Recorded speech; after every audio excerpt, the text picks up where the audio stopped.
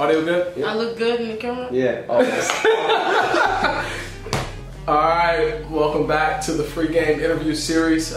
Very special guest, Zia Cooke, with us here today.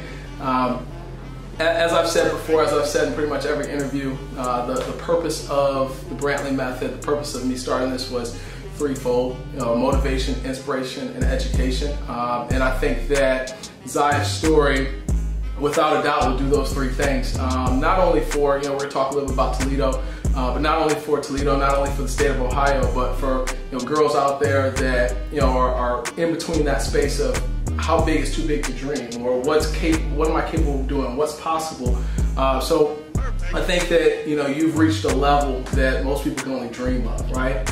And being able to discuss that and give girls kind of that hope that, look, Zia did it, maybe I can do it, right? And it's kind of dope. I think about it, not too many people can say they're one of the best on the planet, right? And it's like, and it's funny, right? Because it's like, everybody wants to say they're good, and everybody wants to say, okay, yeah, I can play at the next level, but back-to-back state championships. You brought that to the city of Toledo, USA gold medal. We could go on and on, but I think that kind of where I want to start this at is, when did you fall in love with the game of basketball?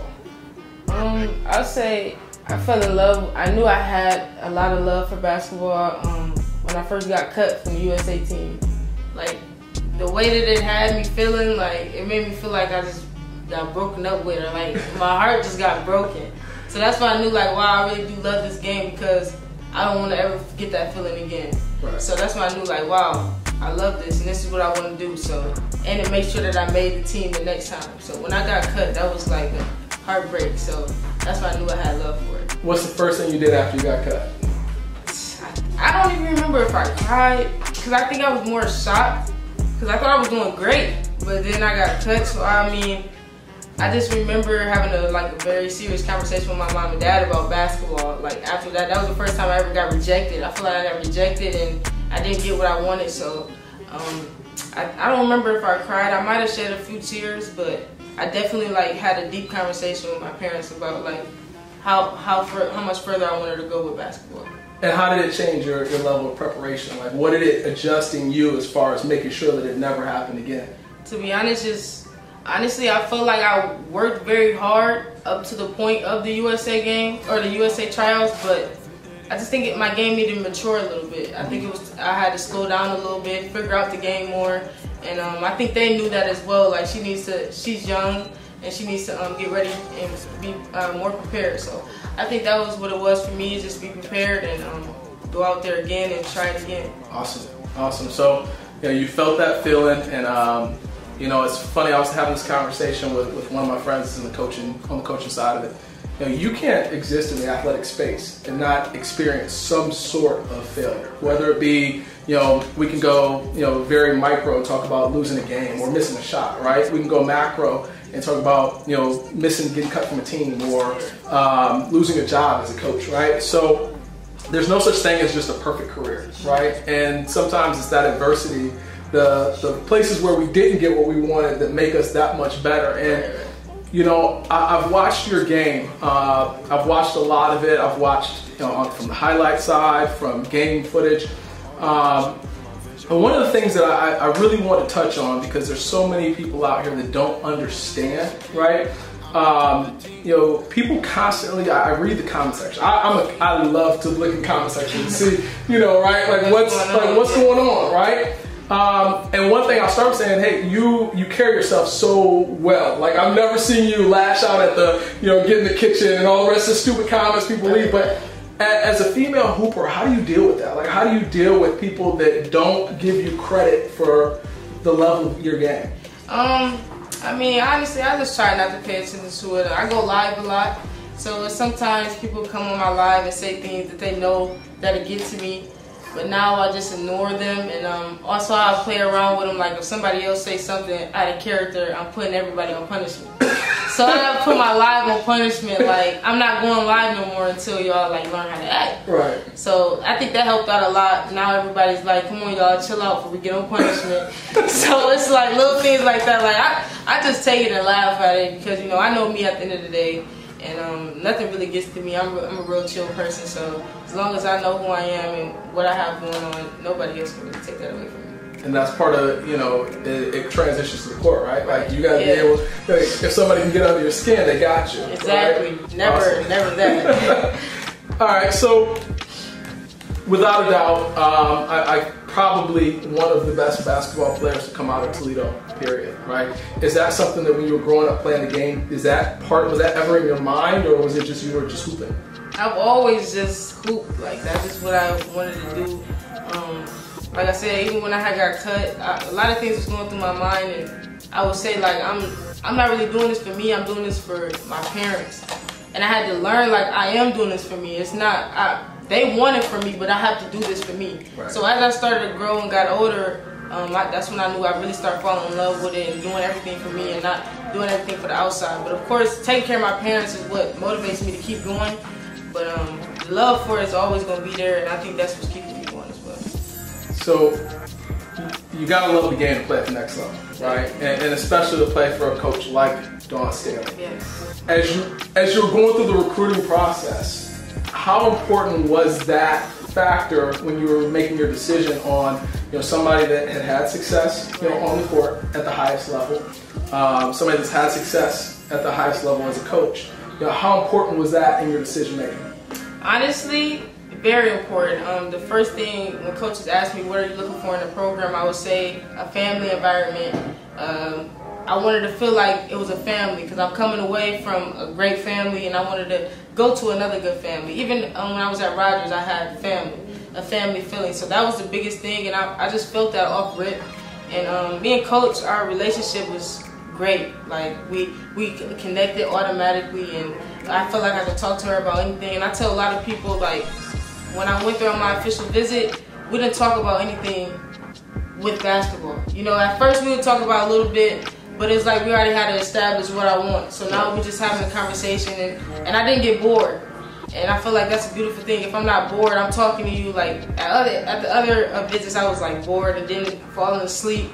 But at art, like when I was with her, I actually was communicating with her, and we really was like feeling each other, feeling what we were saying. So I just think she's a very real person, and I think real recognize real, and I don't really like when people aren't real to me. Right. So I felt that with her, and a lot of people also ask me, like, did she change? Has she changed from the recruiting process to now? And I can honestly say nothing's changed. Like, she's the exact same person. She talked the exact same. She kept her word. If I work hard, then everything I want will come to me. And I mean, I've made the best decision of my life, and I know this is where I'll be for the rest of the 4 years that I've been something like that. So you made a decision to go there. You said it's the best decision of your life, right? Most players, it doesn't matter what sport, they experience a growth process, a growth curve that freshman year. And, you know, it looked like watching you, like you didn't skip a beat. Like, I did, actually. Okay, so talk to me a little bit about like what that adjustment phase was like. Well, in the summer, it was very hard for me. It was so hard that I'm like, do I need to leave? Like, is this not the school for me? Like, it was a lot of things going through my head in the summer. But like I said, I finally talked to her about it.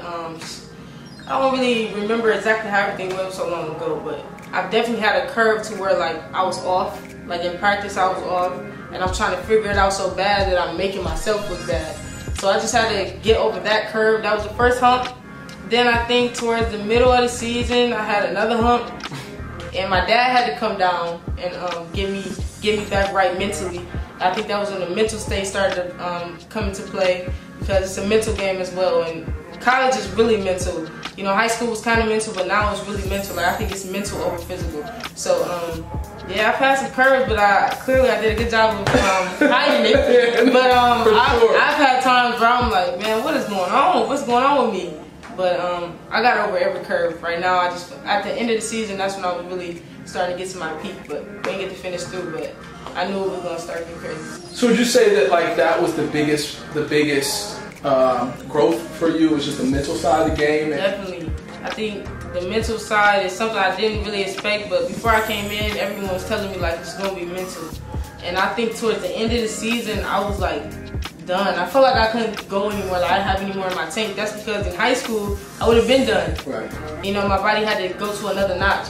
And getting my body right for what's next is what I had to do. So, I mean, it was hard, but my teammates, they always kept me pushing, and I knew that they was hurting too. So I'm like, I gotta lift them up too. And I think that's what kept me going. So you felt like you were getting there, you were finding your way. You know, you got to that point where cross country everybody's schedule shut down. Like, right. how did you adjust to that? Like, what was the feeling like? You know, you've been planning for this all season, you've been working towards it. Right. Now, shut down. Man, it was like shocking. I couldn't believe it. Like, I didn't think that was something that could ever happen. So I mean, more than anything, I felt very bad for the seniors because it's their last year and nobody knows what happens behind closed doors, and they went through it trying to get to where we were almost at, you know. And for your senior year to end like that, I didn't really like that. But there was a lot of tears, you know. But we all was there for each other, picking each other up, and coach did a good job of making sure we were all sticking together. So I mean, it is what it is, but I'm almost sure, you know, we would have won that. So it's like, I just can't believe it. I just can't believe it. I love it. No, I mean, y'all had a special team, yeah, and definitely. You know, I think that you have the pieces to the puzzle to be special throughout your time there. So, you know, now that you've had that adjustment year and you understand and you know kind of what to expect. You know, what are you expecting from yourself next year? What are some of the things that, you know, you kind of set the bar a little higher for yourself that you want to reach? There's only one thing, really, is just to become a leader. I think that right there will advance my game to another level, and to also learn the game a little bit more. You know, a lot of things I do is off instinct, so if I really just take what the defense give me, but now I'm going to be able to really think and know when I'm supposed to do what. You know, and I'll probably be playing a little bit of the point guard as well, so I need to get that down packed. But like I said, being a leader, if you're a leader, you don't have to. I feel like personally, I don't have to be the point guard to be a point guard on the floor. Right. You know, I think you can be a point guard at any position. So as long as I'm a leader, that's going to stand out more than just being a PG. You know, so that's the biggest thing for me, is just to make sure I'm on my toes and stand ahead of the game. And yes, that's it. So when it's all said and done, you know, when your career is over, and we're thinking way in the future here, but when it's all said and done, when people mention your name, like, what do you want them to say about your game? Definitely just want them to say that I'm a hard worker. What else? That's a good question. I asked that. I think I just want them to say that I'm a hard worker and I really don't back down from anybody. I'm a killer. Like, I can go out there and I kill anything that's in front of me or anybody I'm in front of. So I think that's what I want people to think, and just know that I really love this and I do this. Like, I do this. Like, you gotta know I do this. Like, you know what I'm saying? Like, yeah. I love it. All right, let's take a step away from basketball. Let's talk life. Let's talk Toledo. What does Toledo mean to you? Everything. It's my city. I love this city to death. I've been here, born and raised. The support I've had, I've been looking back on the memories like, wow, I really had a lot of support from everybody. You know, it wasn't just Rogers. It was schools I played against, and then it was just churches. Like, I had support from everybody, and I just love that. And for instance, the dating game, that showed that even though I'm not playing for Rogers anymore, the love is still there. Y'all want to support me at the next level. And, you know, I just can't wait to get back. That's one of the biggest things I want to do, and take care of Rogers and all the schools. I think hopefully I'm you know, wealthy enough to be able to take care of everybody, you know, do something very big for the city of Toledo. So that's what I want to do. That's dope. All right, so obviously you love Toledo. You know, I came down.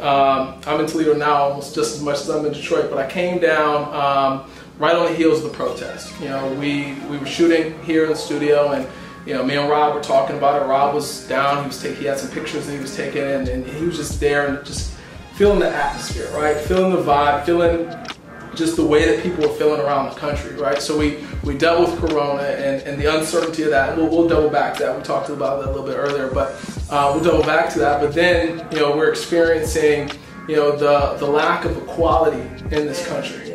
And one of the things that I think that you know, that's what I was excited to talk to you about, because there's like a double lack of equality, right?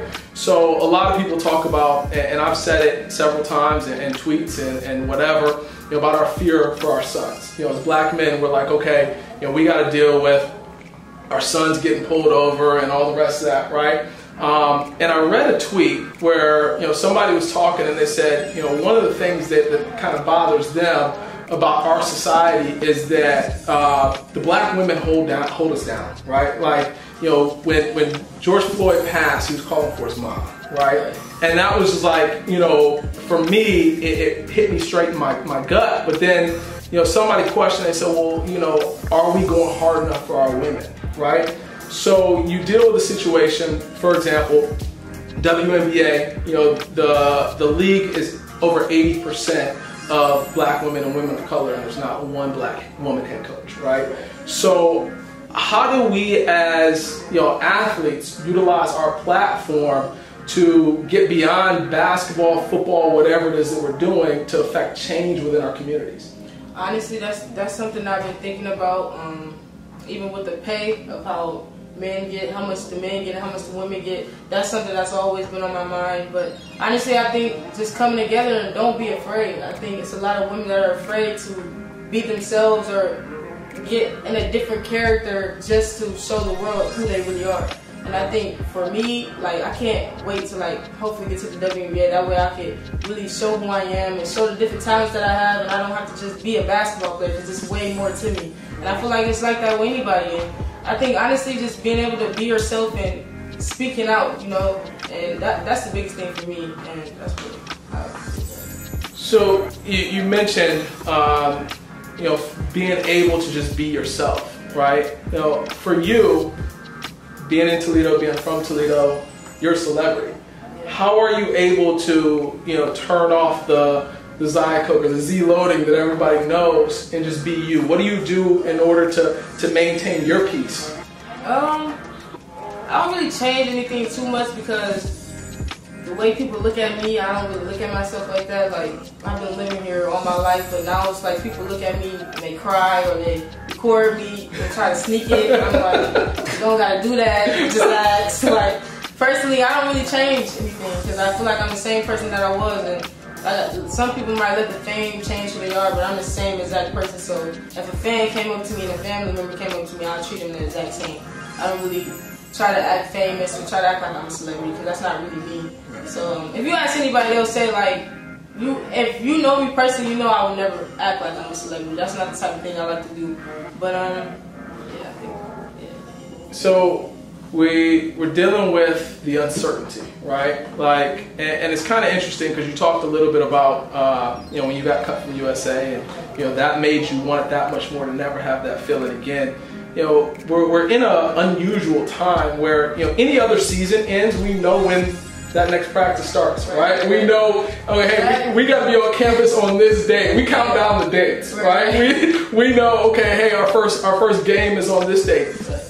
There's a whole lot of uncertainty. How do you get up every day and go about, you know, training and trying to stay prepared, not knowing when that next time you'll be on campus or when that next time you'll be in practices? It's actually, I wouldn't say it's hard. The training part is not hard, but just thinking about, like, are we going to have a season? When are we going to get back to school?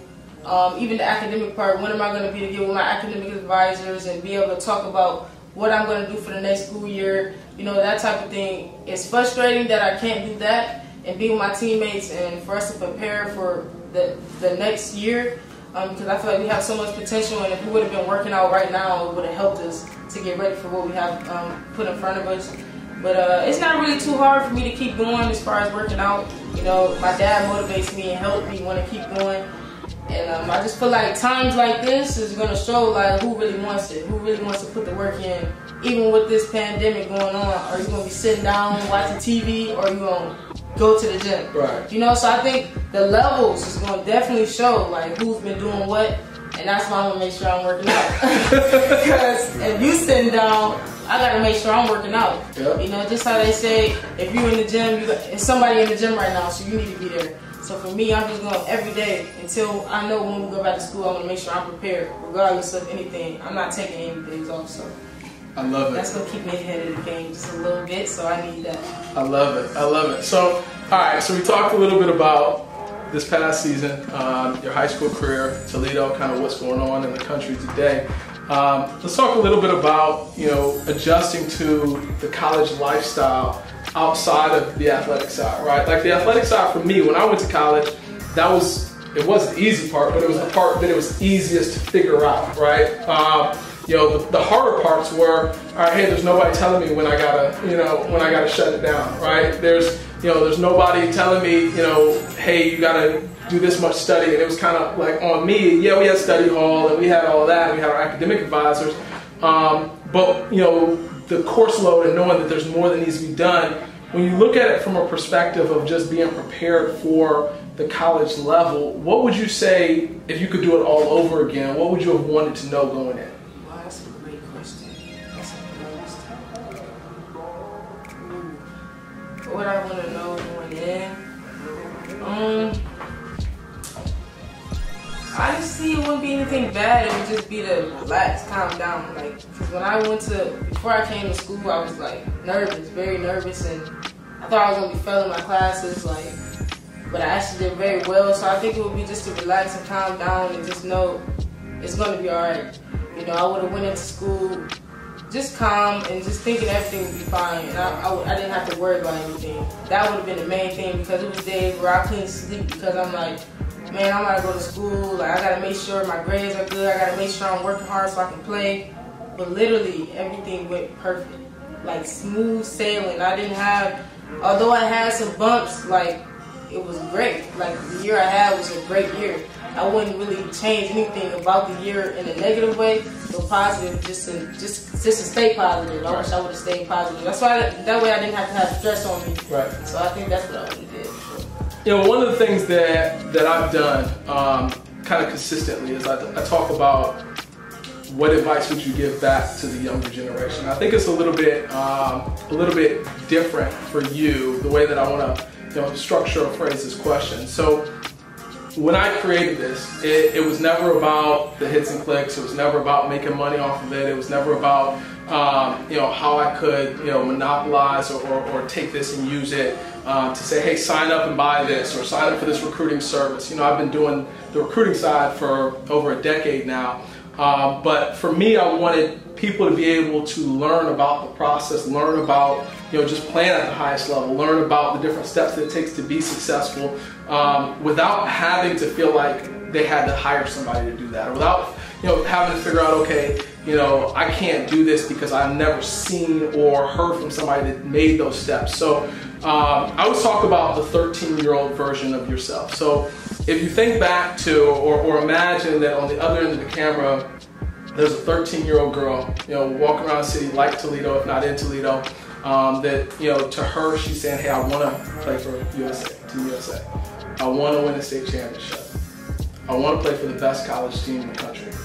I want to one day play in the WNBA. What would you tell that girl? Like, what's that piece of advice that you would give her to motivate her through that process? Honestly, for me, looking back when I was 13, I didn't even want to work out. Like, I just had that talent, that God-given talent that I could score, I could do what I wanted to do, but when I played against girls that were just as good as me, or even a little bit better, I noticed that they worked out. And I've always worked out throughout my whole life, but I had to bring it up to another notch. Like, I started working out 3 times a day just because I knew other people were working out 3 times a day. So I can't just work out once if I want to be one of the best. And I think it's just, you just gotta take it seriously. When you know this is what you want to do, you have to take it seriously. You can't really take anything for granted or take anything lightly. And I think that was the biggest thing for me. And to listen to your parents. If you're lucky enough to have parents that want to help you and want to see you become great, take everything they're saying and just listen. I had to listen to my dad. It was times I didn't like the man, didn't want to talk to him, but I knew that he always wanted what was best for me. And I knew he would never lead me in the wrong direction. So listening to my dad, and when he made me get up and go to the gym, and I'm crying on my way there, crying while I'm shooting, it got me to where I am right now. I think those days are what got me where I am right now. just being able to come over adversity.